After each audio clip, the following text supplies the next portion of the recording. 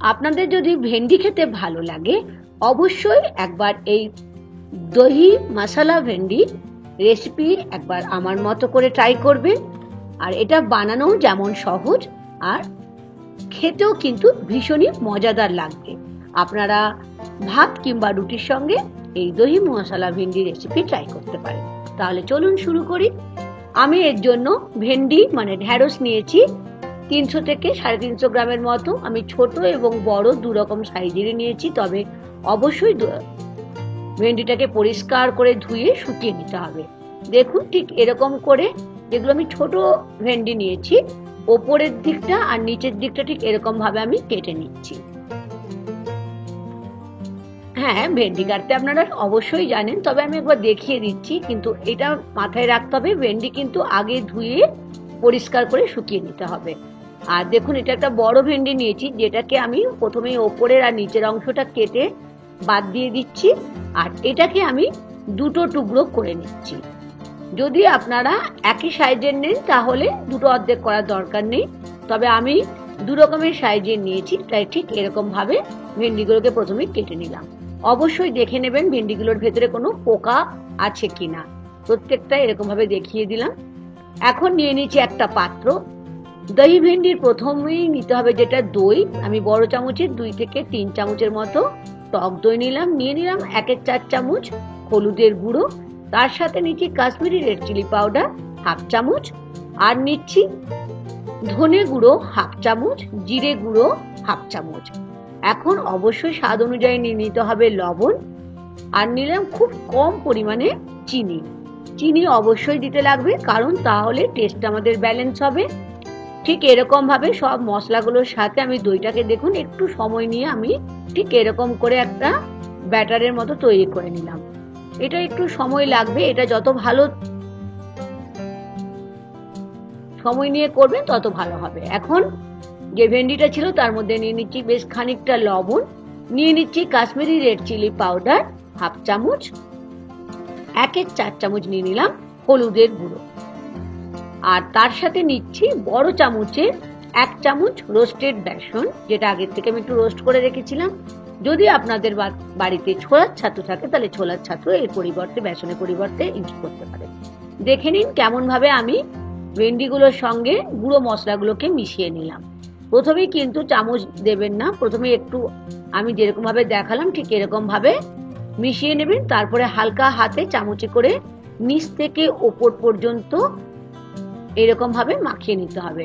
দেখেছেন কি সুন্দর আমাদের প্রত্যেকটা ভেন্ডিতে মশলাগুলো কোট হয়ে গেছে।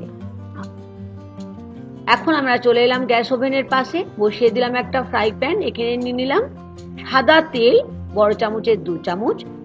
আপনারা ইচ্ছে হলে সর্ষের তেলেরও করতে পারেন, তবে এটা আমি সাদা তেলে করছি। তেলটা বেশ ভালো করে গরম করার পরে যে ভেন্ডিগুলোকে আমি মশলা দিয়ে মানে শুকনো মশলা আর বেসনের গুঁড়ো দিয়ে মাখিয়ে রেখেছিলাম সেগুলোকে এখন 1 থেকে 2 মিনিট লো টু মিডিয়াম ফ্লেমে বেশ ভালো করে আমাদের ভেজে নিতে হবে।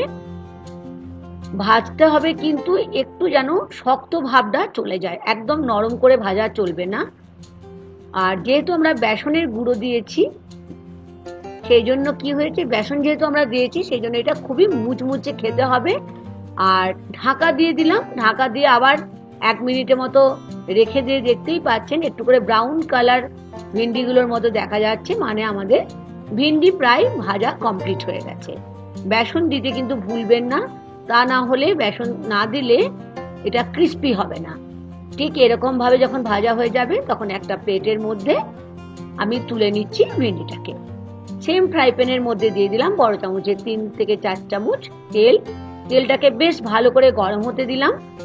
এখন নিয়ে নিলাম হাফ চামচের মতো জিরে গুঁড়ো, গোটা জিরে। জিরেটাকে একটু 30 সেকেন্ডের মতো ভেজে নিলাম। যখন খুব সুন্দর গন্ধ উঠবে তখন নিয়ে নিলাম 2 কাঁচা লঙ্কা। কাঁচা লঙ্কাটা অবশ্যই স্লিট করে দেবেন, তাহলে ঝালটাও বেরোবে।